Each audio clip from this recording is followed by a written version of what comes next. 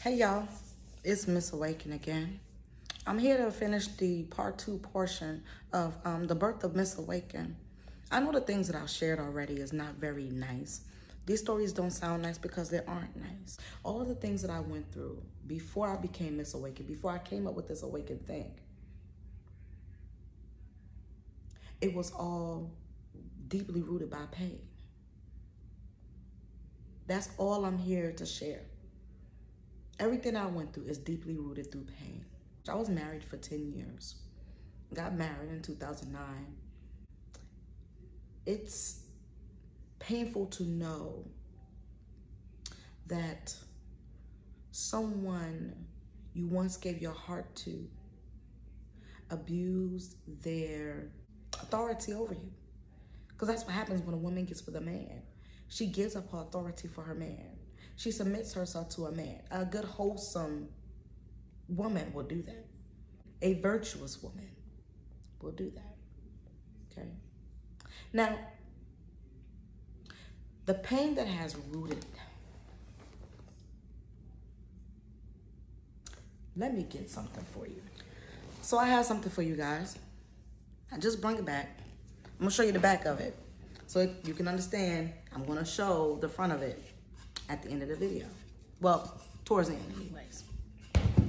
Now, I did this because I wanted to share my story because a lot of people don't understand where a lot of things come from. Some people come from familiar spirits. Some people consult with the dark spirits, the dark world, you know, Satan's kingdom, if you will, doing witchcraft.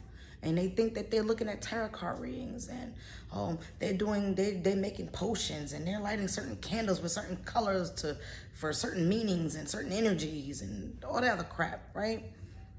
But this is not that. And me being the spiritual person that I am, I know when there is a monitoring spirit that's trying to tear down what God gave someone, whether it's to myself or to someone else, whether I'm close to them or I'm just simply hearing their story. Okay. Now, I came up with this whole MSAWAYKIN thing because it was rooted through pain. Okay. That's really all I'm here to share. All of my situations have come together and it was rooted through so much pain that I had to learn in order to elevate. And that was one of my ways of waking up. You can't get better if you don't do better. How can you do better without an example? That's amazing because you're not finding it in your ancestry because that's what created your worth. You understand? What you see in yourself is what other people will naturally see in you as well. But what happens when they see a different part of you they never thought you would ever be able to possess? What then? Oh, you catch the devil off guard then with that. You understand? They don't know how to come up against you anymore, but that don't mean that Satan will not still dispatch his angels, demons, to still do something. He may not do what he used to do, but he's going to still do something. And at some point, you got to be able to make a conscious, logical, and spiritual decision that, you know what? I am on the good side. Because if I was on the bad side, I wouldn't have that much opposition. Right? That's really all this is about. All of the opposition, all of the spirits of illegitimacy, all the trying of your faith. But the trying of your faith is supposed to work patience. Kind of like in the book of James, right? In James 1, verse 3, it says, knowing this, that the trying of your faith worketh patience. I love the KJV or the NKJV. That's my thing. That's my niche. That's my go-to. That's right up my alley. I had to learn for a long time how to really understand this thing. It's because I studied, right? The word said to study to show thyself approved. I've done that. And a lot of people think that you haven't just because you don't think like them. I had to learn that by being in ministry. And a lot of people think just because you're a babe in ministry that you're supposed to be a babe in Christ Jesus. You're a babe when it comes to experience of the Holy Spirit. And a lot of people, they are called to preach, but they're not chosen, but that's why it's so hard for them to preach. They know how much work it took for them to be able to preach because they're not getting any downloads from the Holy Spirit. They had to go to theology school. They had to go to seminary school. They had to get a PhD, a master's degree, to be able to get to the level on where you may be just from studying and praying fervent prayers and letting God speak back to you and being able to pick up on when he's talking back to you through your situations and through your circumstances, how things are working out. You know what I'm saying? Your faith don't work if you ain't patient. Yeah, faith without works is dead, but that don't mean to work so hard that you forgot to be patient. You're supposed to work in your patience, not just sit there and twiddle your thumb and looking up in the sky hoping that somebody was swarming in a cape. That's not enough, because faith without works is still dead. You got to work and wait. That's why I said worketh patience. You got to work while being patient. With faith without works is dead. And you don't have enough faith. The working while you're waiting comes into play. That puts strength. It puts some little oomph in your faith. You understand? That's how the things that you don't see start to manifest. There's a lot of different miracles that happened. Like in Daniel, how Nebuchadnezzar put Shadrach, Meshach, and Abednego in the fiery furnace. Told his servants to make the fire 7 times hotter than normal that they would use. It was so hot, their servants got burnt trying to throw them in. Yet they made it in and walked back out upon Nebuchadnezzar's instructions. And you couldn't smell the smoke. None of their clothes were dingy. There wasn't a single burnt spot. Like, it wasn't a single nothing. There wasn't a single cherry left on them. Like, nothing. There was nothingness on them. They looked like they just walked through the park. According to what the Bible says. They came out looking like nothing, smelling like nothing. Don't even look like they was in the fire. Why? Because you was never supposed to put them in there in the first place. It was supposed to do nothing but show you the almighty hand of God on their life. Now, here's the funny part that I learned about Nebuchadnezzar. He worshiped his own God so much, but he still managed to see the Son of God. If he's the Son of God, why are you worshiping your God? You recognize the Son of God for who he is. What type of fool you look like worshiping a whole nother God?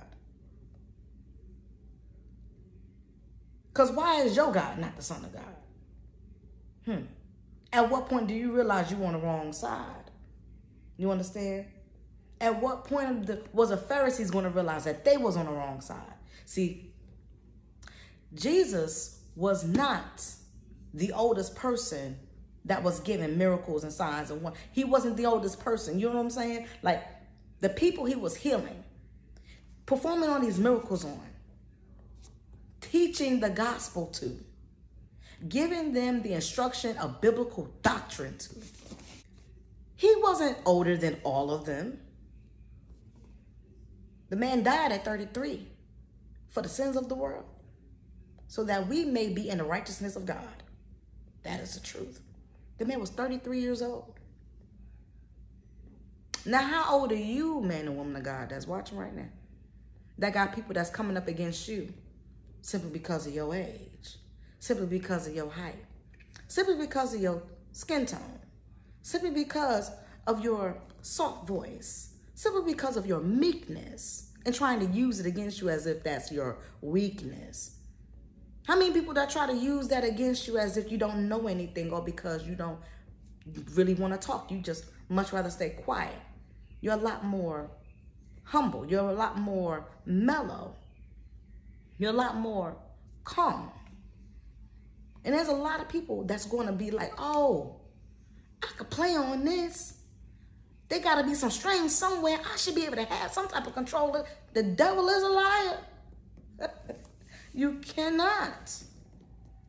Where it said, touch my anointed to do my prophet no harm.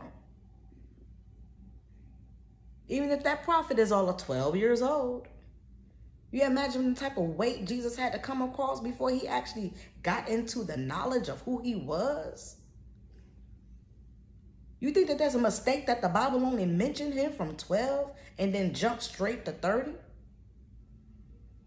Because what happened in all them other years?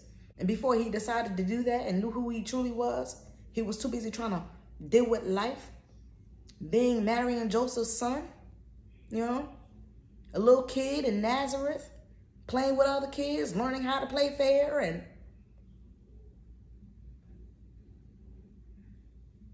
just because you know you're supposed to be about God's work don't mean you're doing it right when you first know that you're supposed to do it. Right? Like I said before, if y'all watch me the way I believe y'all do, and the whole day downplayed you, want to use you for assistant, not your assignment. I mentioned how I was gay once upon a time. And how I still worship God and everything. I knew I was supposed to be about my God's business. That's why I still worship God. That didn't mean I still didn't do nothing wrong. Right? At one point I had to wake up and be like, okay, God, I see I can't afford to do it like everybody else. Okay? Please be gentle with me. I understand that I'm going to be able to have to deal with your wrath if I don't do what you say. All right? I get it now. I understand you got me on a short lease. I get it. I understand I can't do what everybody else is doing. I get it. I understand now that what everybody else is doing is too expensive for my soul. I understand. I understand. I understand. I understand. I understand. And I still fell short. I still backbit. You understand? I still backslid.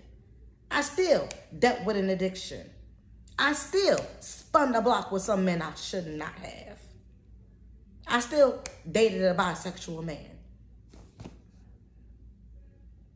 I still thought that what was in between my legs was going to get and keep a man. And I was wrong about all of it. Even though I knew what my intention was on this earth. Even though I knew what God wanted me to do for him. For his kingdom. Because there's not enough people that's saying yes. There's not enough people that's opening their mouth and saying what thus saith the Lord when he tells them to. So naturally that energy got to go somewhere. It's no different from when a witch or somebody or a warlock or somebody try to put some type of bad energy onto you. Operating some level of voodoo or hoodoo woodoo, you understand. They're not going to be interested in making sure that you're going to be okay. No, their job is to make sure you get tore down. Them Pharisees that was coming up against Jesus trying to create all these little traps for him, they tried their best to discredit Jesus. And saying somebody has bewitched him. He must be a warlock. He must be in witchcraft. Because how are you able to do that? Even Daniel. In the book of Daniel. How King Nebuchadnezzar kept having all these terrifying dreams. You think all of his sorcerers... or his little palm readers, or his little potion makers, you think they was able to interpret them? No, they were not. Nobody but Daniel. And he became ahead of all of them. Because he understood the assignment all too well. A warlock and a witch can give you accuracy, but what they cannot give you is destiny.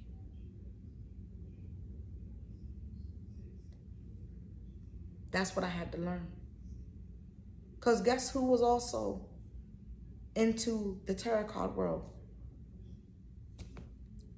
I didn't do them. I didn't read them. I didn't own any. No oracle cards, nothing like that. But for a while, I did watch them. I did. Because a part of me needed a friend that understood my issue. But I realized at some point, I had to get away from that. And the reason why I had to get away from it is because these people are talking about stuff that I can't even pinpoint on anyone. And they keep talking about this person, your person, your person, the person you're thinking about right now. Wait a minute now. Is it really the person I'm thinking about right now? Because maybe I just want this to fit and resonate, even though they always tell you it's a general reading. And it may not resonate with anyone. Take what applies and throw away what doesn't. But we still trick ourselves. We still think that our psyche is enough to, oh, I'm strong enough to handle this. No, you cannot handle that.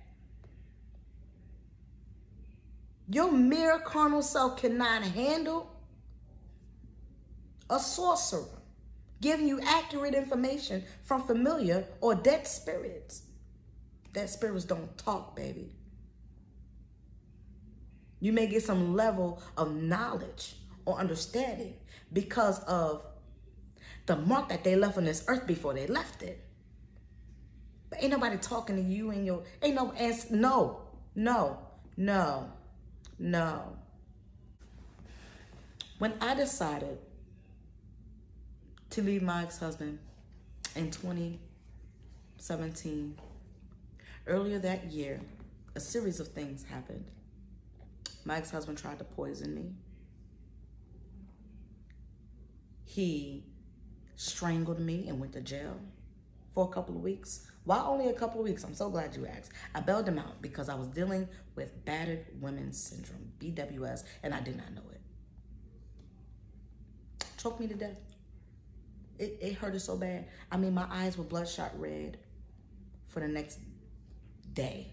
My neck was sore for the next 3 to 4 days. That's how bad he choked me. And he was using words like, I'm gonna kill you. And he used a little colorful bomb, if y'all understand what I'm saying. I just knew I was gonna die. Felt my head blowing up like a balloon, and that's what I realized. No, that was just your blood rushing to your head because it's not flowing into your main arteries, back to your lung or your heart, nothing like that. It wasn't flowing anywhere, so it's steady trying to flow and flow and flow, and it has nowhere to go, so it's just trapped up there. Now it feels bigger, right? That's usually what happens when you got a lack of blood flow, and that's how you could get created blood clots. And until this day, I get extremely big migraines. Those things hurt so bad they feel like strokes. I've had a stroke like Yvette. I had a mini stroke late 2021. I was working at a call center, my very first call center job.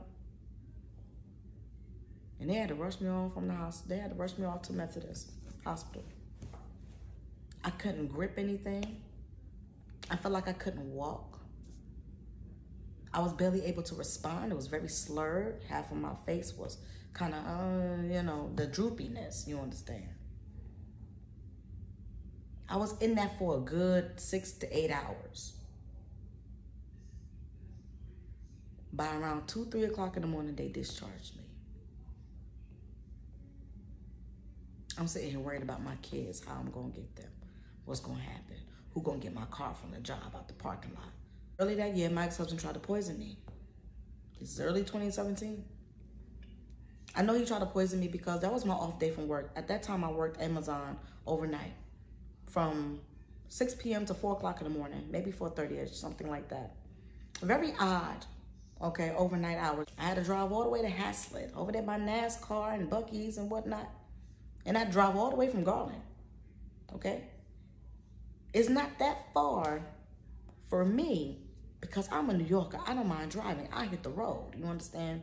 And I come from a very good traveling family. We drove from New York to the south of the border just because we wanted to buy firecrackers before July 4th came around. Like, it didn't mean nothing to me.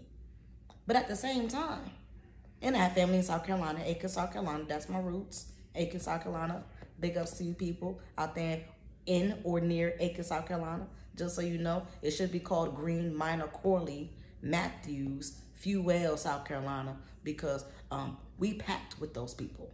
That's all my people, okay? Anyway, that's my roots. That's my roots, Aiken, South Carolina. My mama and my grandmama and my grandpapa on my daddy's side, you know. But anyway, when I got poisoned, I came home, I did something, and I was off that day.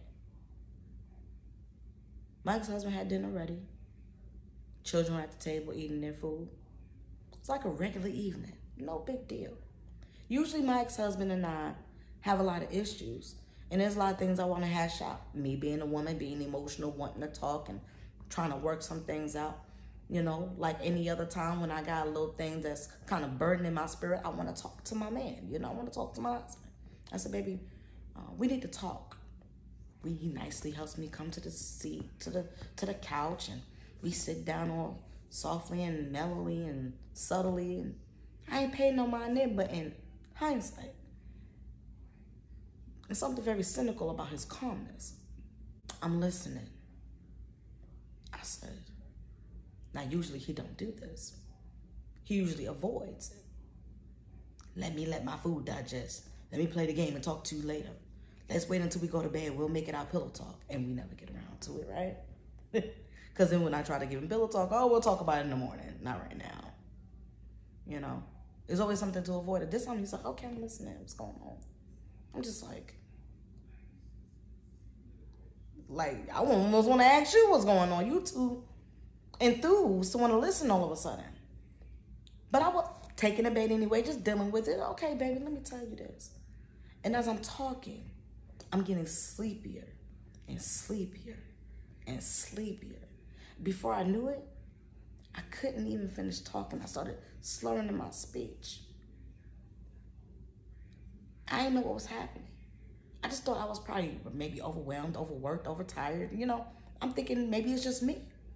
Right as my eyes was totally shutting for the last time, I saw his face give the most cynical smile I've ever seen on anybody's face. It was like I was sitting next to the Joker that had defeated Batman.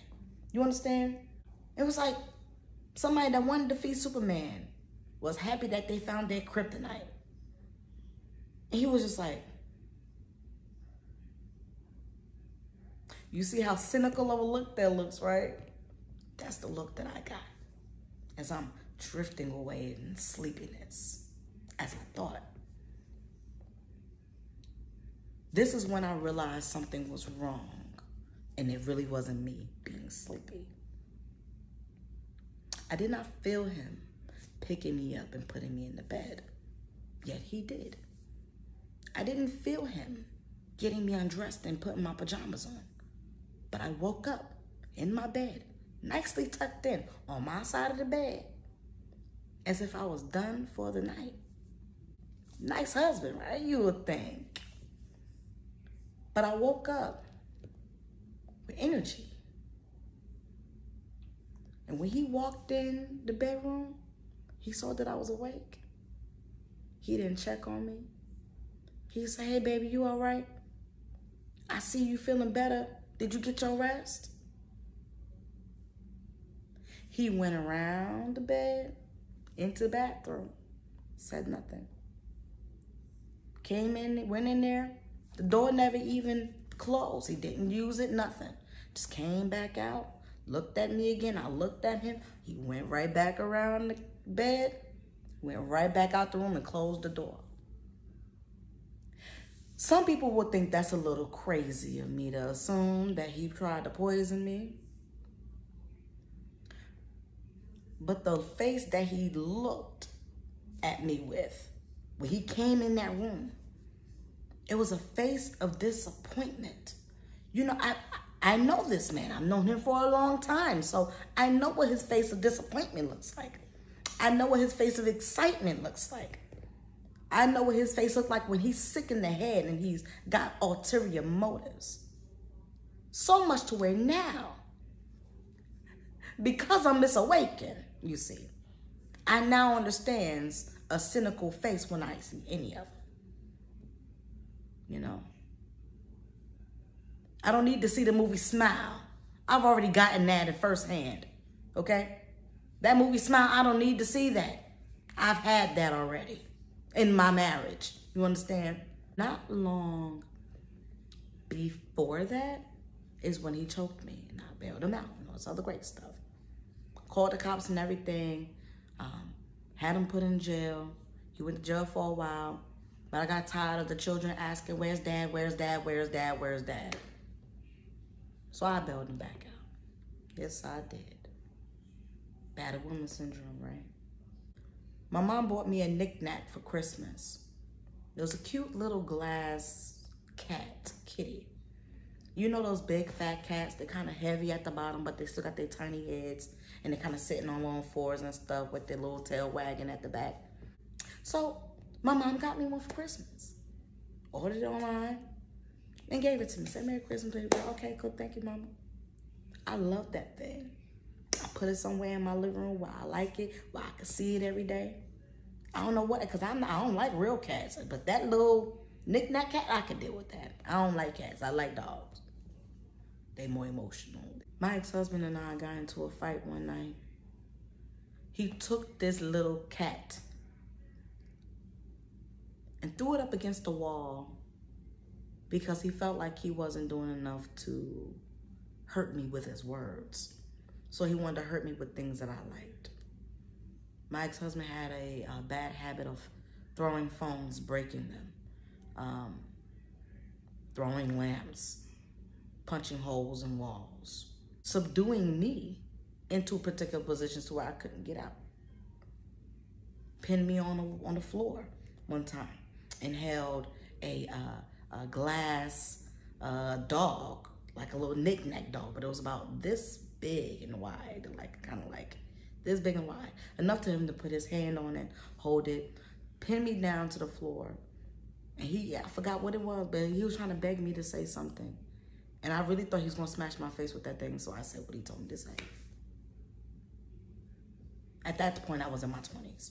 But anyway, when he threw this cat into the drywall while we were having this big argument, can't remember what we was arguing about, probably something very petty. Usually it is when you're arguing with a narcissist.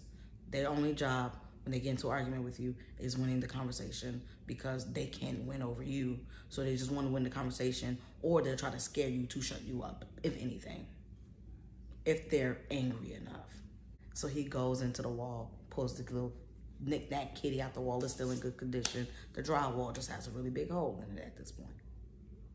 He takes that kitty and he spikes it on the ground. That top head of that kitty pops off, hits me dead in the face. I didn't get stitches, but I should have. It was a Saturday night. We had church in the morning. My ex-husband was an associate pastor of the church. I did not say what church this was, but I will say the name of this man. Yeah, I'm gonna tell you this, and just so you know, I got his permission. His name is Constable Roy Williams Jr., okay? Well known in the law enforcement occupation. He was a constable, and he has been elected as constable for the 4th precinct of Dallas County as long as I can remember. This is a real man of God right here. He's a deacon at this church, and he was a person that was willing to open his mouth and say something about the scar on my face that next day. Because how do you go to the hospital and say, oh, my ex-husband got mad and decided to strike my little kitty knick-knack and then struck my face? In all actuality, we can chalk this up to a freak accident. And that's exactly what it was. But while this is a freak accident, is this done on purpose for the intention to harm? It just didn't harm me in the way he intended to harm me. Mind you, we're the youngest and the biggest family in this church. The church loved us, absolutely loved us, okay? I worked in the children's ministry for Children's Church, teaching the little kids and the teenagers, okay? So I know how to put together lesson plans, teach the babies. I know how to do that. I'm done with the youth ministry thing because I got my own youth ministry. You understand? My 3 kids are my youth ministry, okay? Leave that to somebody else that ain't got no kids or don't have to deal with kids at their job. I let them deal with that. I got my own youth ministry in this house. But my point is, you know, whoever do it, God bless you. Nothing against you. It's just, you know, I've done my due diligence. You know, I poured out to children other than my children before. You know, I don't mind still doing it. It's just I'm more focused about my children's growth. Because there's no reason for me to sit here and minister to anybody if I can't minister to my own children. That's why I don't understand preachers and pastors and stuff like that. And they got out of order PKs. I don't get it. I just, something's wrong, you know? Something is wrong. Somebody's priorities are out of order. can say what you want. That's just my belief. And I understand they got to still find their own ways. They're still young and innocent, and they still trying to figure things out, and they got to understand things their own way. They still got to learn and things like that. But certain things just should not be happening if you're a true man and woman of God with children. You know, they're gonna come to the devil's snares and tricks, you know, his little traps. I get it. But you know the difference between a PK that's totally out of order and a PK that's just making mistakes because they're young. It's a big difference. Moving on. God bless you. Constable Roy Williams, the deacon at the church, near good friend of mine. Okay, still love this man to today. Okay, love him and his wife. They're great people. They got great hearts, got very great souls, pure souls. Okay, this man came to me on that Sunday and said, "What happened to your face? Are you okay?" You know, I said, "Yeah, I'm okay. Just a little freak accident." Technically wasn't a lie, right? But I wanted to cover my husband. He's like, "So you telling me you ain't getting into no fight or nothing with him?" I was like, "No, I didn't." You know me, the Marine in me, I wanted to act tough. You ain't got to worry about that, because you know there'll be a scar on his face too, you know. For the most part, that's exactly what's possible. I just rather not, because at this point I'm at my wit's end, trying to always defend myself. This isn't the first time he's done this. This isn't the second or just the third time he's done this. This is not the 8th time. He's done it so many times, okay? It wasn't long after I had given birth to my son, Nehemiah. He came out and told me about his months-long affairs. And from what I understand, he was still having them years later, you know? But when he finally opened up and told me that he was having this affair, it was right before I was about to get my matron of honor dress tailor-made, you know, or tailored. My auntie is a seamstress for over 40 years, if I'm not mistaken. So, you know, she's Miss So-and-so. There's a wonderful little ring to it. And that's her gift with her hands. She does great and awesome with her hands, with her sewing. Okay? So I went to her to tailor my bridesmaid dress. My best friend was getting married on Christmas Day.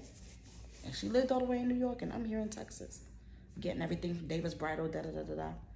And I'm just about to go to choir rehearsal, so I could leave choir rehearsal, go to my aunt's house, get my dress tailored, and then come back home. That means I wasn't going to be looking to come back home until like 9:30 at night, maybe 10, at the absolute latest. Okay? Now, he started a fight with me that day. This is 2013. I'm just going back a little bit. Started a fight with me that day. And I yelled at him for doing or saying something. We were in the bedroom, and he slapped me right across my face. At this moment, because I'm not really trying to do anything about it. At this point, we have fought so much. There was no trying to buck at him or anything. I just wanted to, you know? And so when I broke down, it was almost like he felt a opportunity to seize the moment. And so he tries to manhandle me at this moment. Now I really feel the need to defend myself, because now you really want to handle me.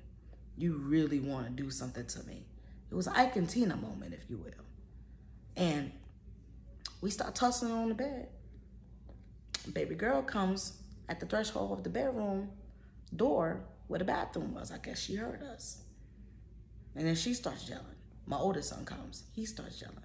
My little one is still a baby. So he's in his crib. You know, this is 2013. I just haven't long had him, you know. This is about a day, maybe, after he came clean about his affair, right? So we're tussling on the bed and everything. I tell the kids, go away. They go away. He goes and closes the door.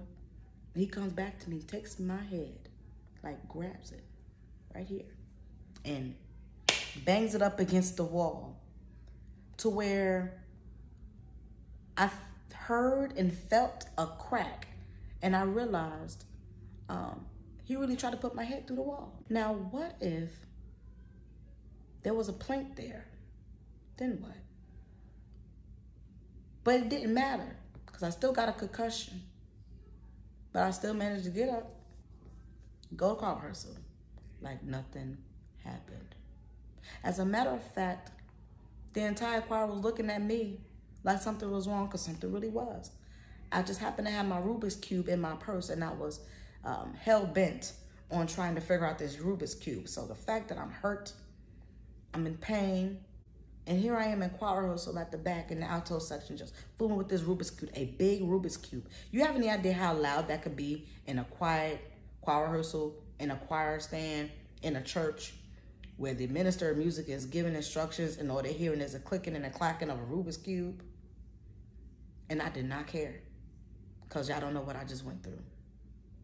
Y'all don't know what I just went through. And I still gotta leave this place and still act like nothing's wrong by going to my auntie's house so nobody in my family kills him. There was actually a time where there was men in my family back in New York. They knew that he put his hands on me one time. It wasn't that time, but another time before that. They knew that he put his hands on me. And they tried to lure him out to New York from North Carolina when we lived in North Carolina. Try to lure him out there. Hey, come visit with us and come drink with us and we're gonna have a good time, just the men, Jasmine could stay there with the kids and, just come with us. And he started to go. My father, my dear father, as much as he wanted to see something happen to him too, had to tell him, don't go out there. You may not come back. You understand? I wanted to cover this man so much, and I was so blind. See, marriage in their black ain't got nothing on me, okay? I don't want to talk about this no more than I want to blow somebody's cover. It's just not fair. But at the same time, that's why the only name I'm mentioning is Brother Ward Williams Jr. He's the only person that spoke to me at that church when he saw that scar on my face, and I blew it off and he let it go. Later on that year, up to a week, like I said in the last video, he was putting his hands on me almost every single day to where I had to put a weapon in my bed, under my pillow, on the side of the bed, in a little groove and stuff between the box spring mattress and the actual plank inside the bed frame. I had to actually do something about it, just in case he tried something while I was sleeping. It got so bad. And one day, I reached out to Brother Roy Williams, because at this time, mind you, he's still an associate pastor at the church. Got licensed and everything. He's an atheist now, but nevertheless. And that's how you know sometimes as a woman, it's you that's saving your spouse. That's how you know as a man, it's you that's saving your wife. Because as soon as you break from that person, you break that curse. And because you broke that curse that they put on you, what you don't understand is you also detached them from the blessing that you put on their life. I had to wake up and realize I was the power cord that was giving that man the currency of his wanted connection with the higher power. I was the one doing it, because why have you lost your faith? All because you lost your woman. That makes no sense to me. You didn't think you had much faith if you don't have power over somebody. How delusional do you sound? I managed to get away from my ex-husband because he tried to scramble with me at that moment just to keep the keys from getting in my hands. On my hand somewhere, I don't remember. Like right here. Got a little scratch right there. And it's a lifelong mark. It's not going anywhere. It's not going anywhere. I think I even got one in between my fingers. because of snatching keys out of my hand, not allowing me to maneuver and get away from him because things were getting toxic, things were getting bad. I'm trying to keep the peace in the house. I'm trying to avoid him, but he want to control me. He want to keep me bound. He want to keep me oppressed. He want to keep me control. You understand?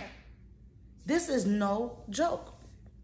So nevertheless, I take the van and I drive.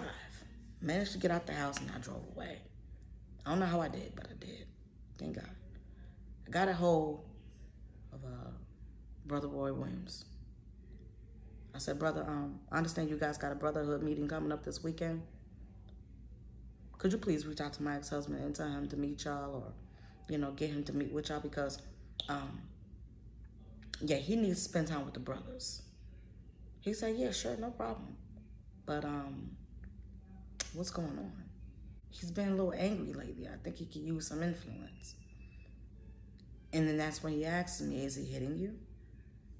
And I'm like, man, I really didn't want to have to expose this or tell this and talk about this. You know, I've endured so much of this abuse to where I became immune to it. I just wanted to have my moments to get away from it. I never wanted to leave him. I just wanted them to have moments to get away from it. And he goes, is he hitting you? I said, yes. He's like, well, you got one or two options. Put that Negro in jail, or you take your kids and you leave. And I'm telling myself, like, man, I done already burnt that bridge when it came to the whole jail thing, because I bailed him back out. I had to fill out an affidavit just to get him freed from jail, to say he really didn't abuse me and things of that nature. Reverse and recant my testimony from the 911 call that led for them to put him in cuffs, take him to Garland PD, and then take him to the Lucera jail. Mind you, that's when I finally was able to buy another vehicle, because he was always trying to control our finances. But the way he controlled our finances was so bad. It was so bad. When I say it was so bad, it was so bad. The finance controller, I'm going to get back to that story, but the finance controller was so bad that I realized I was also being economically abused. How do you know when you're being economically abused? I'm going to tell you now. By telling you my issue, my story at the time. It took for him to be in jail for me to get another car. I got a 13 Honda Accord, really nice, maroon color, burgundy looking car, very nice. The newest car I've ever bought. With my own credit, on my own name, nobody else's assistance. I've had my own car before, but it's been a while since I had my own car. In my own name. That I only be responsible for, but it's because I worked overnight at the time. I told my ex-husband, I said, use the money for whatever you need for the kids in the evening. You know, we had each other's passwords online. And I said, you just take what you need. Just leave me $450 a month so I could go ahead and pay this car note, because we can afford it. But his bad spending habits had us scraping the ground just to keep the lights on. It never went a penny over $200. And we were in a 3-bedroom townhome in Garland, Texas. You understand? So, and I'm talking about on the hottest months of the year. At that moment, it didn't crack $250, you know? So, I'm sitting here like, wow, like, you're not even keeping this money in my account, and my car got repoed that next February, which was also 2017. I tell Brother Williams, I said, look, I'm really not the type of woman that lets her man hit her. But that was under a delusion.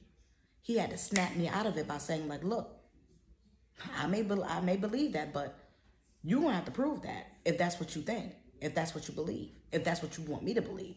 You're going to have to prove that. You use these options. So I knew my only option was to get up, take my children, and leave.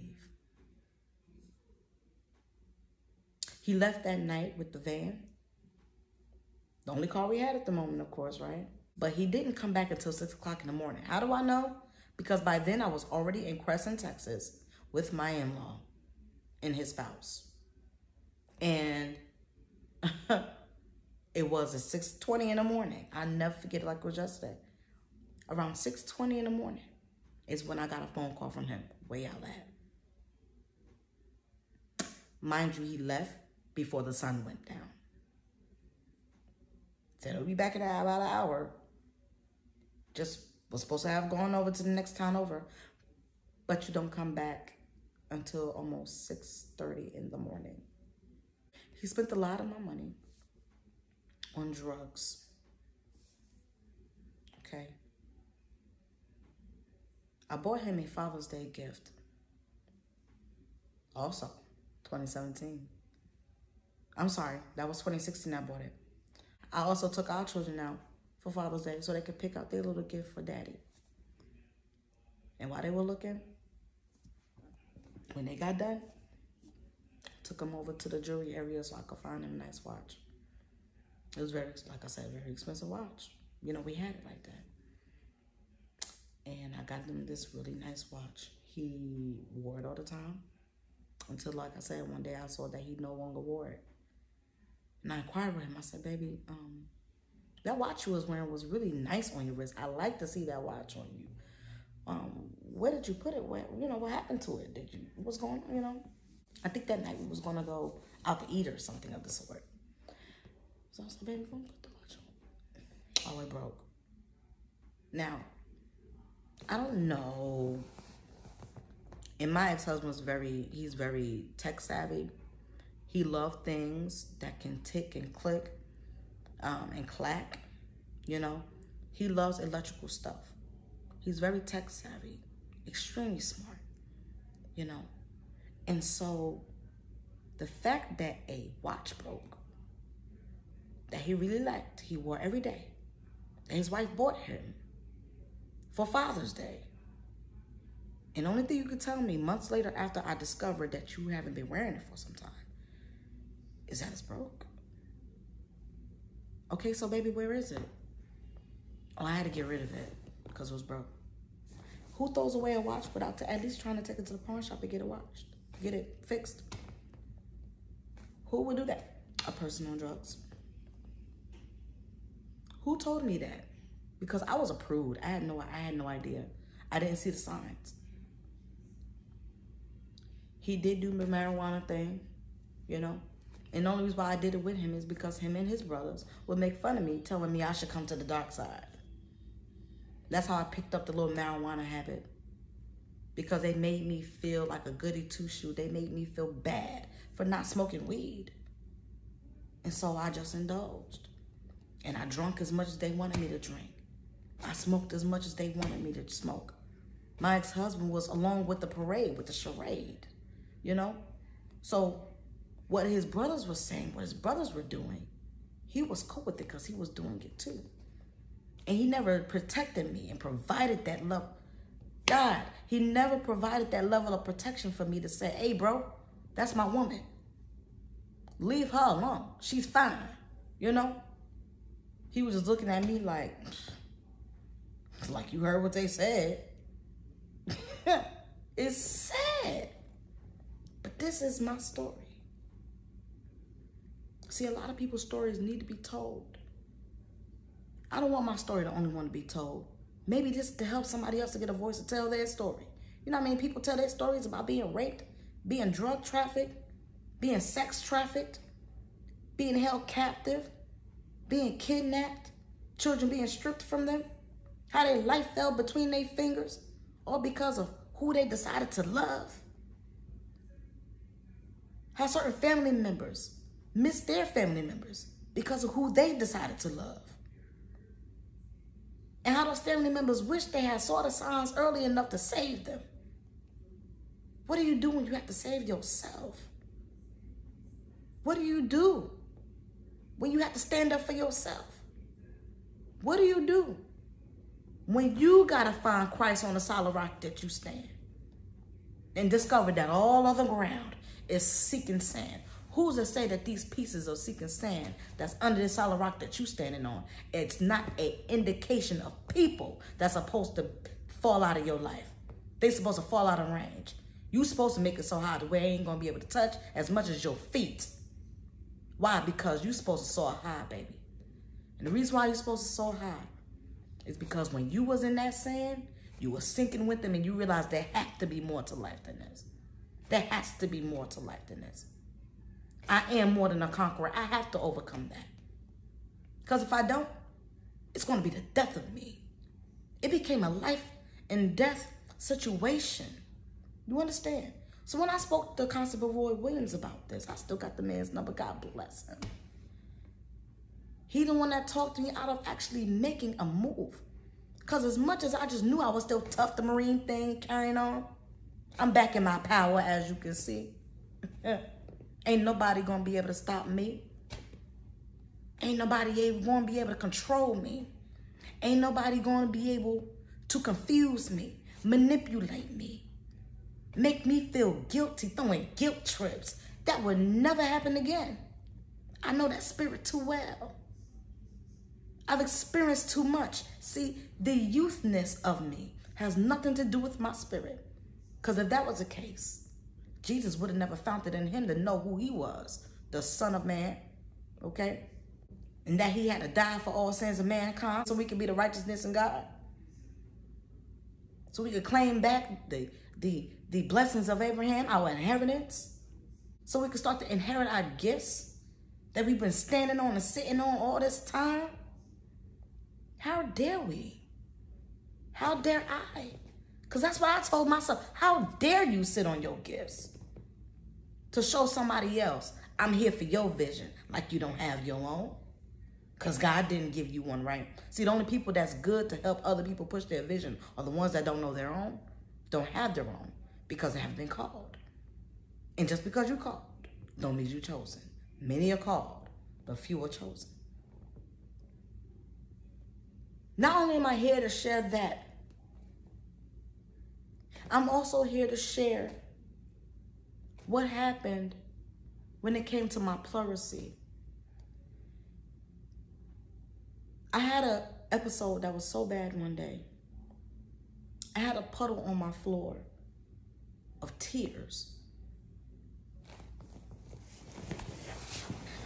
I don't know if you guys understand how bad that is. To make a puddle with your tears. But I made a puddle with my tears, crying, trying to breathe. As you can see, I have breathing problems. How many times did I say breathing? Most of the time, the breathing issue that I've had on my own,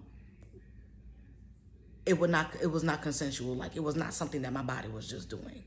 I do have asthma. But most of the breathing problems that I've had in the stories that I've been telling you is because of somebody else impeding it, you know.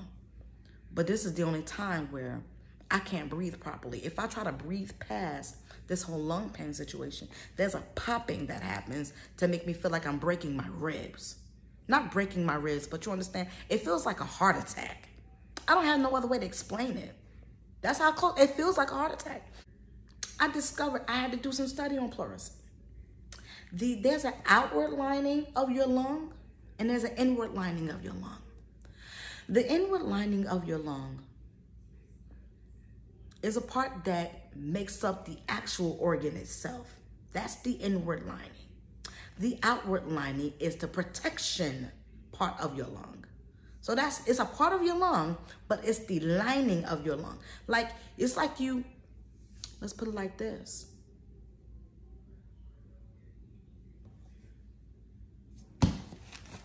Take this Bible, for instance, okay?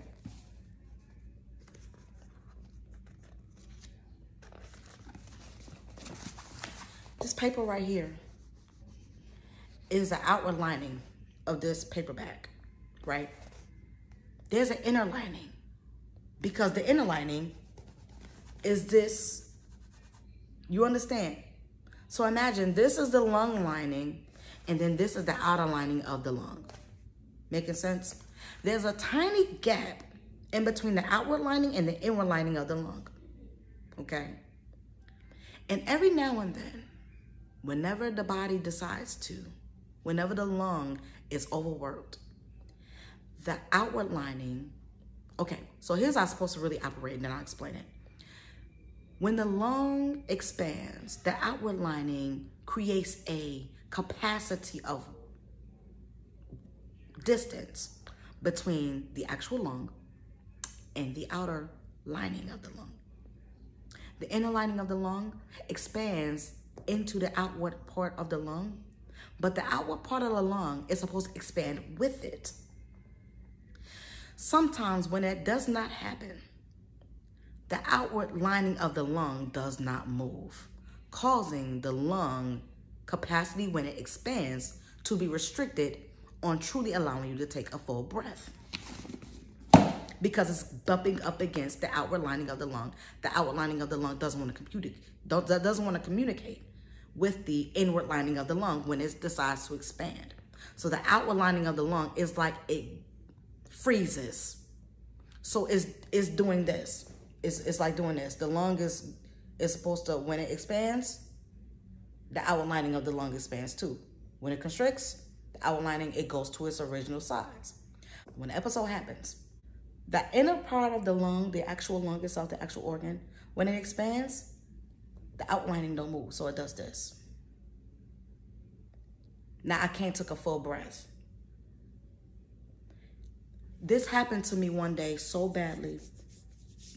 I fell to my knees and I ended up laying on the side of my body, right in front of my refrigerator. All I was doing, I was taking my time that day. I was cleaning out my refrigerator. I'm taking the little drawers out, you know, taking it to the sink, wiping it up, cleaning it out, putting it back, grabbing the other one, and I'm grabbing my little shelves and everything. I'm just doing that, and I was just about done.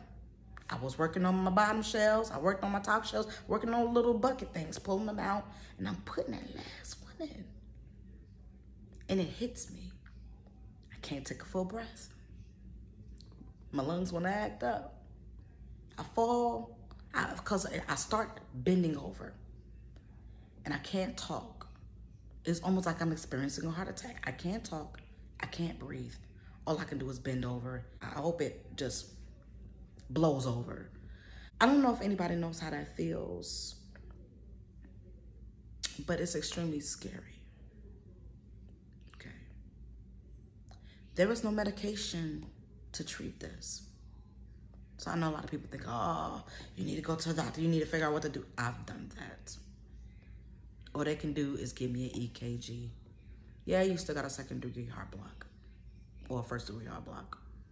Because I think second-degree means you need like a defibrillator or a pacemaker or something like that. Yeah, you still got a first-degree heart block. You still got a first-degree PVC valve issue, whatever. I laid there for about 15 minutes, just crying. Tearing, and crying. And how do you cry without taking a full breath? You have any idea how much harder you'll cry because you can't breathe? I don't think y'all understand. I've been through a lot. I still go through a lot. But with God on my side, see, I haven't had an episode since early 2022. And we're past halfway through 2024. If that is not God, I don't know what was. Because I've never went through a single year since I discovered I had pleurisy. See, I had these lung issues since I was 17 years old. My very first episode, I pushed myself up against the lock of the wall while we was leaving music class on our way to lunch. My friends couldn't figure out what was going on with me, and neither could I. I've had it since I was 17. So you would think, oh, it's a smoking in the... No, baby. It's not the smoking. It's not the smoking. Oh, you used to smoke weed, so I still had it at least 2 to 3 times a year. And the older I got, the worse it got. Every now and then, I still get them, but I haven't had an episode that bad since then. And it's funny because early 2022, it wasn't long after that I said yes to the Lord. And I took my calling in the Lord very seriously. You know, I got all my little carnal jitters out, you know, because the Lord said, whenever there's a moment, you're going to see it. You're going to know it. You're going to be there. You're going to understand the moment, and you're going to seize it. I'm going to make sure You're well conscious of the moment when it comes to actually proclaim your yes to me. But when you do, you better be serious about it. When I decided to say yes to the Lord, this is way after I made this. What does this say, Jasmine? I'm so glad you asked. I'm going to read it. It says, be strong. Have control of you and you only. Don't give anyone your power. Be a lady. Walk away from fools. Carry yourself with class and self-respect. Set the example for our little girls. They will do what they see. Be you. Never forget your worth. Your voice matters. You have the power to your destiny. Follow it by any means. I made this with my hands while I was at the homeless domiciliary as a homeless veteran, thinking about my children, my ex-husband, how I can get away from him for good, thinking about my next move, how people at the hospital was trying to flirt with me and not just trying to see me as a person, trying to make it. How I didn't know what God wanted from me while I was in that situation.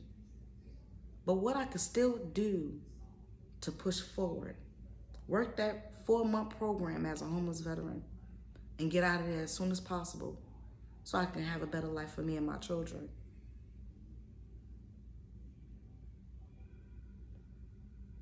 I went to the homeless domiciliary after I went to Mission Granbury. I went to the homeless domiciliary after I moved in with all of my family members. I was so happy I left my ex-husband, right?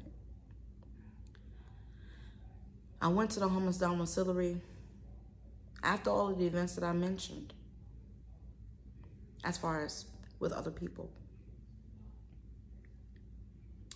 This is the only thing that gave me a reason to keep living. I don't know what made me do this, but the rehabilitation tech at the VA hospital, my name is Ruben. If I called her right now, she'll be like, do you still have that placard? Because she was so extremely elated, excited for me, proud that I made this with my hands. The Nubian Queen, that was an outline, but I use a wood burner to use these words. You see how there's a little bit of staggeredness right there, if I'm not mistaken? Yeah, it's a little staggeredness right there, if I'm not mistaken, because it was my very first time wood burning. But I still managed to do it, and it came out beautifully. I polished it, and I have it in my bathroom on my wall, because every time I walk inside my bathroom, I want to see it. Now, why did I say this? Because this, for some reason, when I got done, y'all see that down there? Awaken. A-W-A-Y-K-I-N. It don't say Miss Awaken. It started off as Awaken. There was even a point where I edited all of my platforms from Awaken to Miss Awaken.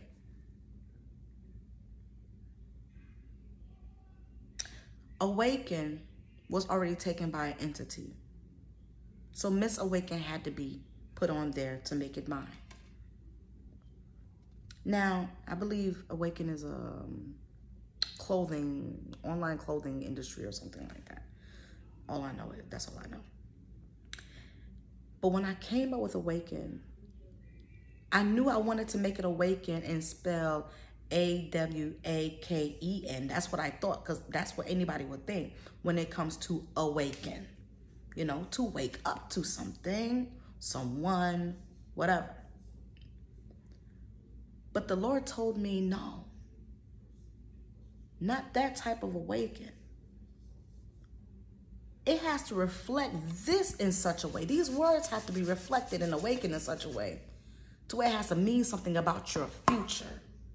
I said, God, what you saying to me? He said, yeah, you waking up, which is why I gave you awaken. But I want it to be so unique and different to where there's a much more deeper meaning to everything you said, everything you did on here, and everything you accomplished and made it through in life. I said, well, Lord, what you want me to do? He said, just spell it differently. That's all he gave me. Spell it differently. I said, okay. Awaken, awaken, awaken. And each letter started to come to me. I first thought that the whole awaken thing was going to be A-W-A-Y, as in away, as in there is a way. So you could break down A and then way. And then kin, like, oh, what's another way to say kin? K-I-N, as in kinship, family. Everybody believes that everything starts at home. So if you don't manage home, how you gonna manage life? Okay? If you don't manage being a parent, how you gonna manage being the boss? A leader of a church. Okay? A person that's gonna set the example for certain people, other than just kids to look up to you with. How do you set example for grown people? Well, there is a way to deal with everyone. And that's what I thought to myself, wait a minute. Awaken. Everyone, including your kin, because kin starts at home. It blew my mind. I said, okay. As in, there is a way to deal with kin. And if there's a way to deal with kin, since it starts at home, there's a way to deal with everyone. That's the whole thing that made me believe in the whole relational and emotional intelligent thing. I didn't even know that relational and emotional intellect existed until I came up with it. I was just that ignorant. And nobody taught me about relational and emotional intellect. I simply got that from Holy Spirit. Nobody taught me that. I didn't have a job long enough to learn about relational and emotional intelligence. Had none. You know? The longest job I had was like for 4 years being in the military.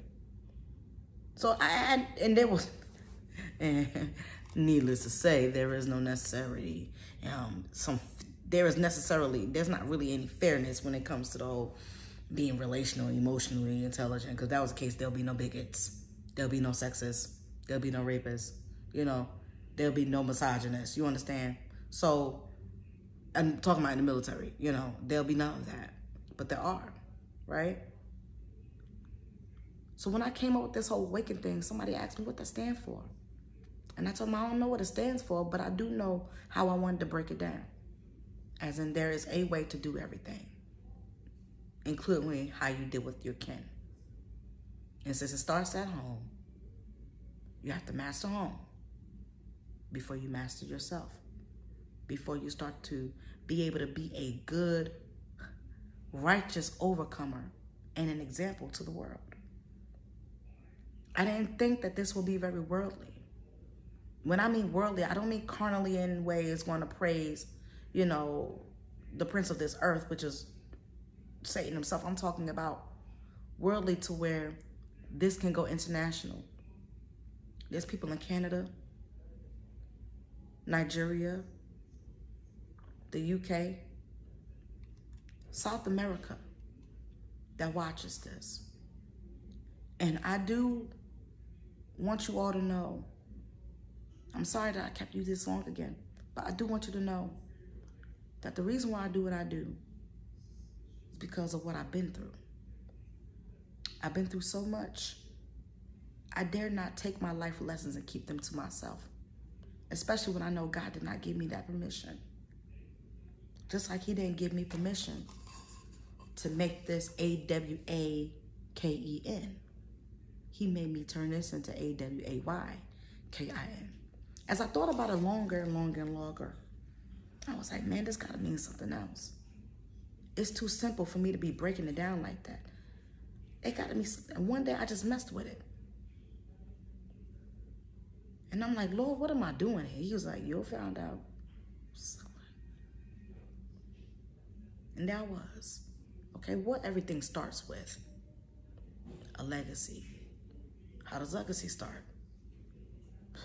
Family, heritages, family trees. Huh, got it. Ancestry. Well, what's W? Okay, that should be easy. A little worth. And I didn't know how much this would trickle down into one person's personality. Ancestry. Worth. Acclimate, because I got to change. If I didn't have to change, I would have had no reason to make this. Why? For yielding. There were some things I had to get away from. There were some things I needed for myself. There were some things I needed for my children. There were some things I needed to pull away from because of the people I let it be in my life. Control me. Give me things I never asked for. Treated me ways I never deserved. And I'm like, how do I get away from all of this? I said, that's my yielding. I need to find a higher power in something. And I need to find it in God. Because if I don't find this in God, I'm going to be a lost sheep. I don't want to be the one left behind. And I started praying about the rest of it. Okay, Ken. Okay, the K should be easy because I already used the K for the K-I-N, the Ken. Okay, kinship, great. But I still knew, y'all don't understand, I still had no idea what any of this meant. I had no idea what any of this meant. This was just established 2018. 2018. Okay. I had no idea what the I was. It took me forever to figure out this acronym. Y'all don't understand. It took me the longest. I had to go through sleepless nights. Okay? I had to battle some demons inside of me. And because of that, I realized when I started to love me more, putting myself and my children first,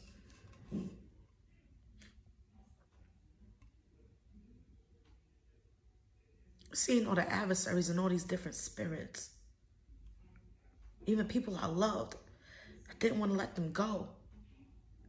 I said, you know what? I'm not going to judge you because you don't know better. That's when Jesus gave us the example. He was on that cross. One of the last words he said. He said, Father, forgive them, for they know not what they do.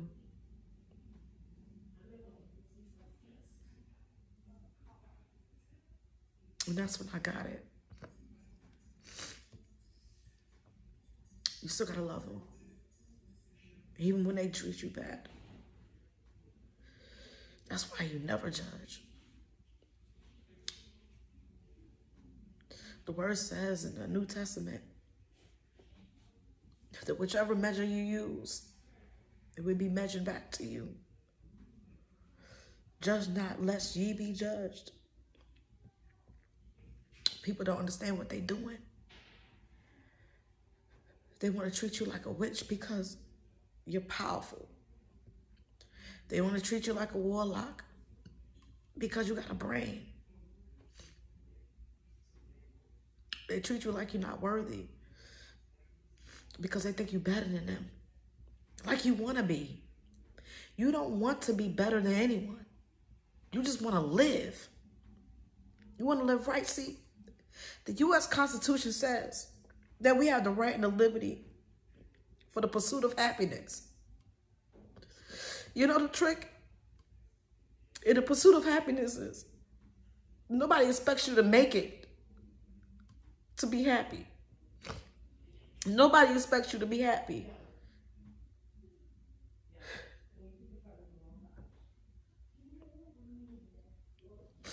And most of the time, majority of the time, people don't want you to be happy.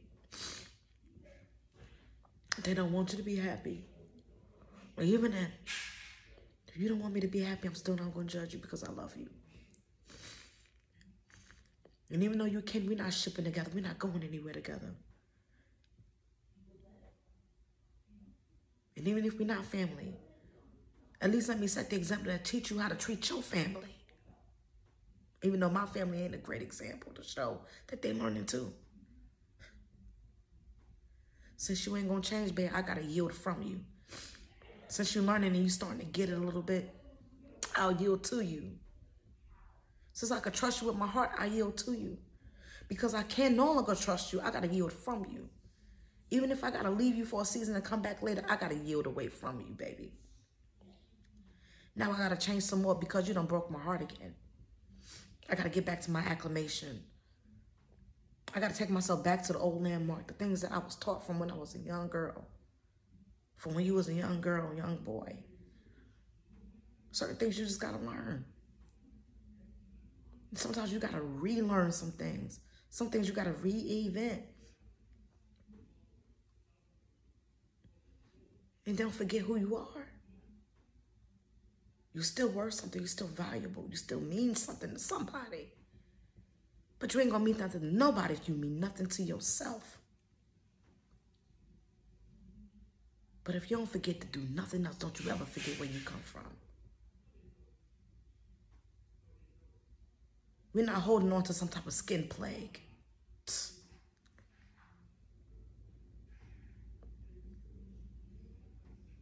The very first person to have vitiligo, the man is in Genesis, Moses. When Jesus told him to put his hand in his bosom and he pulled it back out and his hands turned as leprous as snow. What color was his skin? If it got as leprous as snow and everybody knows snow is white. How would you know the difference if he was already white? You see what I'm saying? If you don't think you called because you, oh, Lord have mercy. Let me tell you a little something about my ancestry and I'm gonna get up on out of here.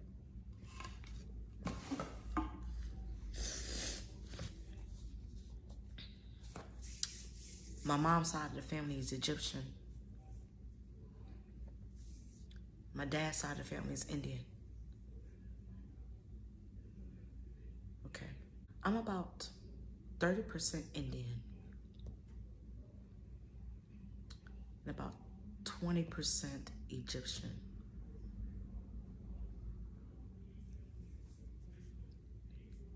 So that's what helps the texture of my hair. That's from the Indians. The hair is very, very thick. But so are the Egyptians.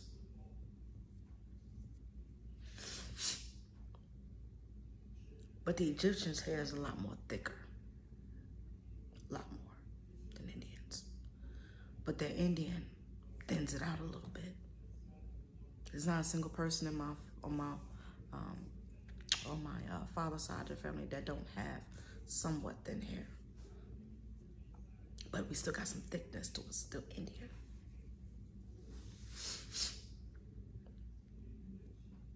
I don't know what the rest of me is.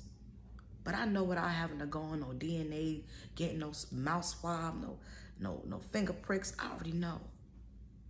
I got a good amount of Indian and Egyptian in my blood. I cannot wait until the next consensus comes. So I could say that there's Indians in my home just to see who knocks on my door. So I could turn like a real Indian and get catatonic on them if they ask me questions. That's a little joke. I'm not gonna do that. Contemplating, I don't think I'm gonna do that though. It's just a joke. But I think it's very suspicious, don't you? That every consensus that you get, you don't get a single consensus without almost every other page asking about an Indian being in your home. You think that's a mistake? You know what that is? That's a sign of guilt created by the government, trying to figure out if there's some more people that they need to feel guilty for stealing this land from. That's the way I think about it. But I hope that blessed you as much as pondering all of those things blesses me. That's my story. That's how I became who I am.